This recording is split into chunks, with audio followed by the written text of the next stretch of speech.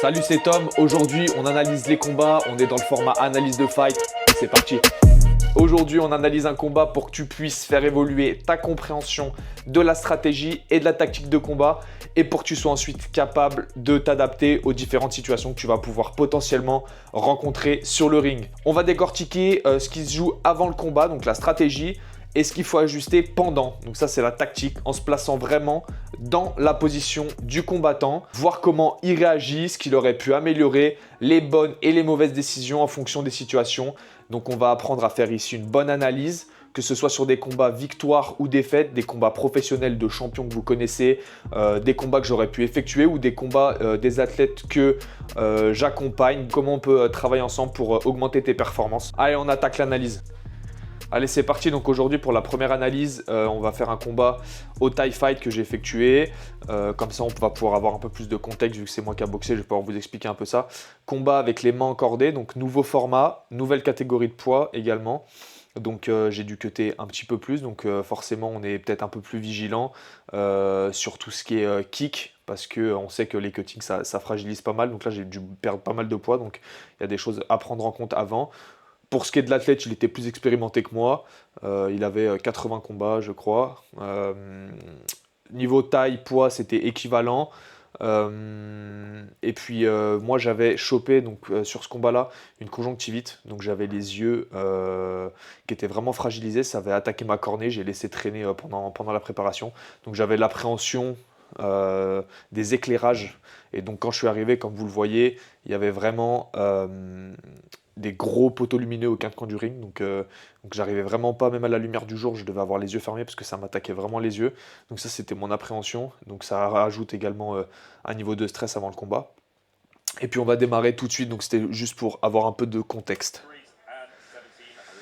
Donc là, dans le corner, j'étais pas avec, donc mon coach n'était pas là, mais j'avais Amaury et Lucho, les deux gars de la Team Furia, à qui je dédicace la victoire forcément. Donc là, c'est le début du combat. On est là sur Wekru. Et pour le format au Karchwek, avec les cordes, on sait que forcément l'anglaise, elle va dominer, c'est normal. Quand on prend un jab juste avec les cordes, il n'y a pas besoin de mettre de force ni de puissance. On est vraiment sur de la trajectoire pour pouvoir toucher. Et puis donc là, c'est parti. Premier round. On se jauge, c'est toujours le premier round. On doit prendre la distance, faire attention à ne pas se jeter pour ne pas se faire contrer. Beaucoup de feintes et de fixations pour essayer de voir notre distance. Et moi, je rentre directement en anglais. Je sais que j'ai une bonne anglaise et je sais que c'est un point fort. Donc ça, c'est également à prendre en compte. Si vous avez une grosse anglaise, on peut commencer avec ses points forts. Donc le but, voilà, c'est vraiment de prendre le centre du ring directement. Là, il me touche fort avec son low kick jambe arrière. Il frappait fort et il me met un calf kick, ce qui n'est pas très commun en boxe pied-point. Donc il tape entre la cheville et le genou. Et donc le premier, je le sens, mais ça va. Gros défaut, je recule sur mes défenses. Donc ça, c'est un point qui est à corriger. Mais après, je remets la pression, je garde quand même le centre. Voilà, la phase de corps à corps, je suis solide et plus dur que lui. Donc je pique le genou et on relâche, c'est reparti.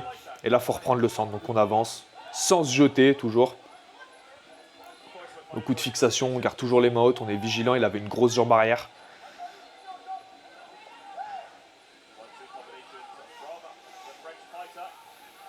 On se jauge, toujours pareil. J'utilise mon bras avant pour savoir où je suis dans l'espace. Là, il me rekick la jambe. Là, j'essaie de rentrer avec le coude pour le contrer. Et là, je rentre avec la 2, gauche-droite en ligne, ça passe. Il se fait pas compter, c'est pas grave, on repart. Là, il me met un gros jab. Je le rends, là, pareil. Et là, je rentre en gauche-droite. Les gauche-droite en ligne, elles touchent. Là, la touche est dure. Et là, je mets la pression. Je me jette un peu trop. Et vous voyez, là, ce que je manque, c'est que je manque de cadrage. Et là, je touche avec le coude dur. Et il tombe. Donc là, j'ai une bonne pression. J'ai vu que j'avais touché en anglaise, donc je continue à pousser. Amaury me dit de pousser, donc j'avance, je mets la pression. Il me demande de terminer le travail. Donc pareil, sans me jeter, je fais quand même des fixations parce que je ne veux pas me faire contrer. Et puis vu que j'ai une grande allonge, je touche juste avec mon bras avant. Là, je retouche avec la 2, le coude. Et là, il est un peu perdu, il sent que je tape dur. Et là, je le retouche fort avec le jab, on ne se rend pas compte, mais ça passe pile entre les deux gants. Donc voilà, vous avez vu là, c'est vraiment le fait de mettre du pressing.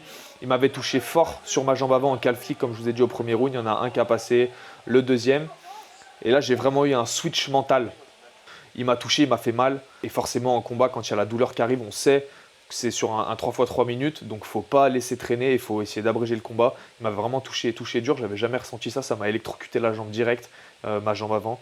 Donc, il fallait vraiment que je pousse en anglaise. Et quand j'ai vu que je touchais et que j'arrivais à toucher avec la U2 en ligne, et bah, qu'est-ce qu'on fait? On met la pression. Ça a manqué un peu de cadrage parce que vous voyez, je le suivais au lieu de pouvoir le cadrer et le pousser dans les coins. Mais le travail il a été fait. J'ai accéléré au bon moment et puis l'anglaise elle a bien touché, le coude aussi. Donc c'était un travail qui était assez propre. Il y avait des bonnes fixations. Vous avez vu, j'avais bien le buste droit sans me jeter vers l'avant. J'ai essayé de bien analyser tout ce qui se passait. On va regarder les ralentis pour voir ce qu'il nous montre.